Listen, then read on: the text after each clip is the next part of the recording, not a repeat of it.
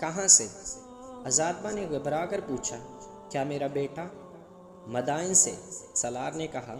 شہنشاہ اور دشیر مر گئے ہیں، لیکن یہ خبر خفیہ رکھنی ہے۔ اتنے میں ایک سوار ان کے پاس آیا اور گھوڑے سے اتر کر آداب بجا لایا۔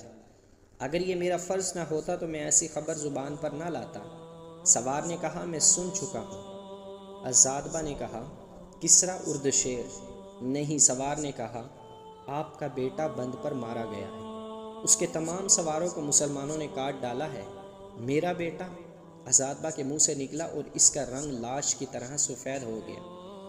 عزادبہ پر مایوسی، غم اور رنج و ملال کے ساتھ دہشت بھی طاری ہو گئی تھی، جیسے آسمان پھٹ گیا ہو اور اس کے پاؤں کے نیچے سے زمین نکل گئی ہو۔